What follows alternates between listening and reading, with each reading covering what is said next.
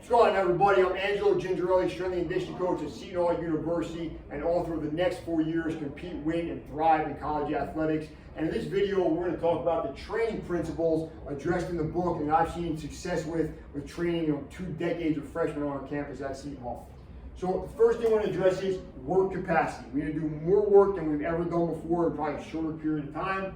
We're going to address common motor patterns. Again, we said it earlier in the videos, but we need to get good at our squats, our lunge, our push, our pull, our hinges, and our jumps, and our landings. Address running mechanics, okay? The earlier you address this in an athlete's development, the better chance they have of being successful at a higher level later on in life.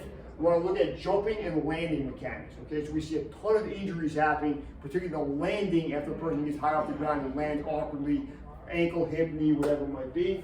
We need to address anaerobic capacity. Can we repeat reps over and over again? We need to do aerobic conditioning. Okay, so even for all your sports, your anaerobic like baseball, softball, track throwers, whatever it might be, some level of aerobic conditioning is necessary to be productive at a high level. We need to address flexibility and mobility. Okay, so do we have a good range of motion? Can we stay strong and structurally sound at different levels of a squat, different levels of a lunge, stuff like that? And then we need to address sport-specific conditioning, whatever that might mean for your sport, all right? What I always say to people is when we get ready for, there's 12 weeks leading up to your freshman year in college, you have 100 hours in 100 days, the choice is yours. So what I say all the time is that end of your high school career is a great time, right? You got your prom, you got graduation, you might have a family vacation planned, you might have a graduation party, you might be going to the beach. Enjoy all of that, soak it up, love it. But give yourself 1 hour a day for those 100 days before you go away to school, and you absolutely will show up to campus ready to compete and perform at the highest possible level. Work capacity, the college athletics definition, in my opinion, if you look up work capacity in any form, there's a million definitions out there. On the college athletics level, it's the ability of a student athlete to perform the tasks assigned by the coaching staff at a level where he or she is not constantly threatened or punished by the staff and not having a complete mental, physical, or emotional breakdown by the end of the season. AKA, it's the ability to get through it. Can we get through a semester, through a season, through an off-season training period, and be physically, mentally, emotionally better at the end of it than we were before, okay?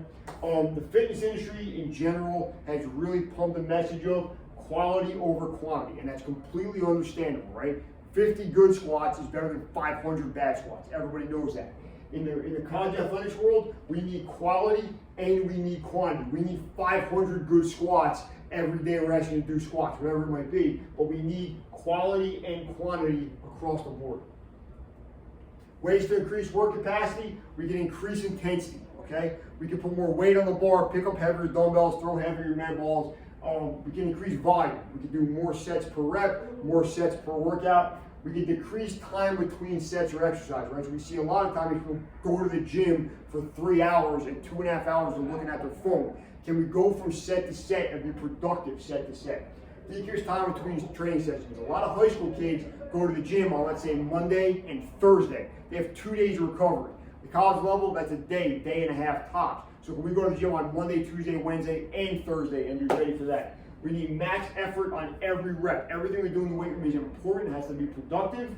We need to train multiple modalities in each session. So microdosing, kind of the idea of doing a little bit of work each day on each kind of discipline. We sprint a little each day, we do a little strength each day. I think there's some interesting stuff going on in that in our profession. Sprinting multiple times a week is probably the way to go as opposed to having just conditioning days and just lifting days.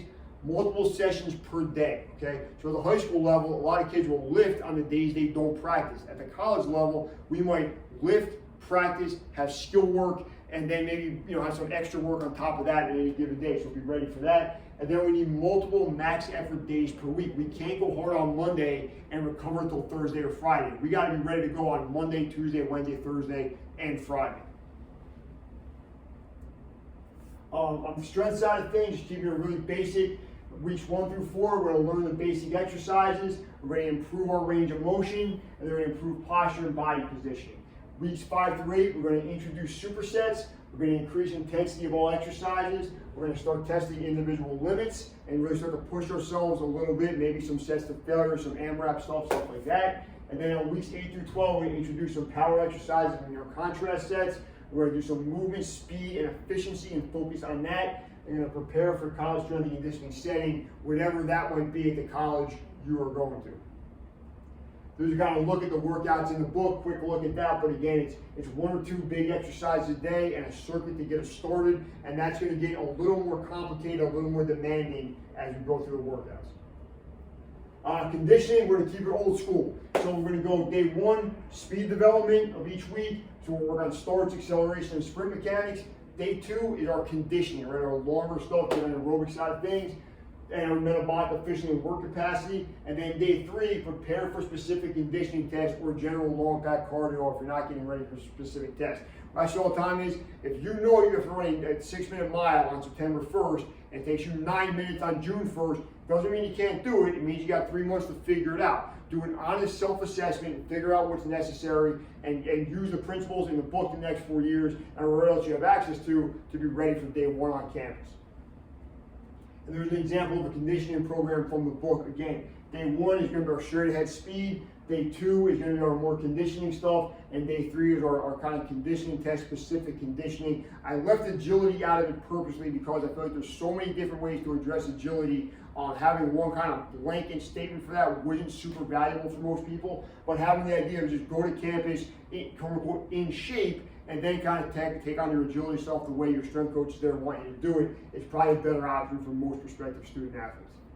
Okay, in conclusion, to be best prepared to play sports at the collegiate level as a freshman, number 1, you want to teach and coach the basics. Get really good at that foundation and then be ready for that man or woman to build on that when they get to campus. No one's ever said, I'm too good at squatting, too good at benching, too good at doing push-ups, my running mechanics are too good. So get good at those really foundational things and give them the tools they need to succeed at that next level.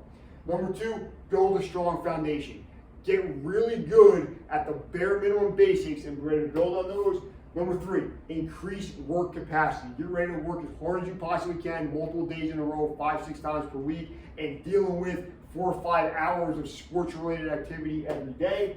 We gotta focus on quality and quantity. Again, get ready to do the good things the right way a ton of times back to back. Encourage coachability and adaptation. This is important. A lot of private sector strength coaches, a lot of personal trainers, a lot of high school strength coaches are doing too good of a job, and these kids are coming to college and don't want to do anything new. I really applaud that you're committed to training. What I always tell people is, that was great to get you here. I need you to take a shot at what I have because that's going to help us get to the next level, help you get to the next level. And then address lifestyle changes early, right? So are we sleeping enough? Are we eating properly? Are we controlling our social life? Are we doing the right things outside of the weight room on the rest and recovery side of things to be productive when we're in the weight room, in the pool, on the court, on the field, whatever it might be.